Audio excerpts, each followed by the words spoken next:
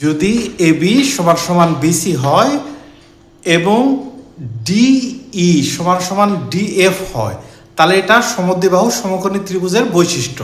তাহলে কোণ এক্স এবং কোণ ওয়াই এই দুটার যোগফল কত এবং কোণ জেড এই হলো সি কোণের বহিস্থ কোণ কোণ জেড এবং এফ কোণের বহিস্থ কোণ কোণ এল এর মানটাও বের করতে হবে।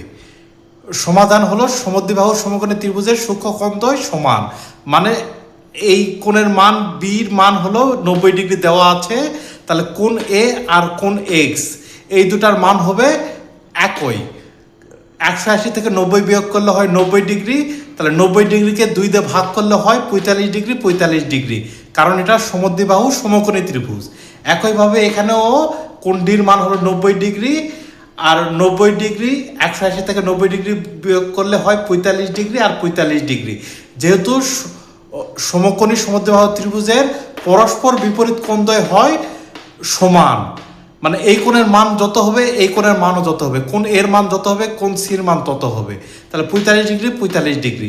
একইভাবে কোণ ইর মান হবে যত, কোণ এফ এর মানও তত হবে 45 ডিগ্রি 45 ডিগ্রি, কারণ সমদ্বিবাহু সমকোণী ত্রিভুজের বিপরীত পরস্পর কোণদ্বয় সমান হয়। তাহলে কোণ এক্স এর মান 45 ডিগ্রি পাওয়া গেল, কোণ ওয়াই এর মান 45 ডিগ্রি পাওয়া গেল। তাহলে কোণ এক্স প্লাস কোণ ওয়াই 45 ডিগ্রি প্লাস 45 ডিগ্রি সমান 90 ডিগ্রি।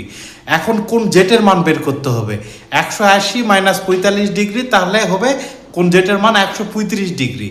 আর কোণ এল এর মান বের করতে হবে, কোণ এফ এর বহিস্থ কোণ, তাহলে 180 ডিগ্রি মাইনাস 45 ডিগ্রি সমান সমান কোণ এল হলো 135 ডিগ্রি।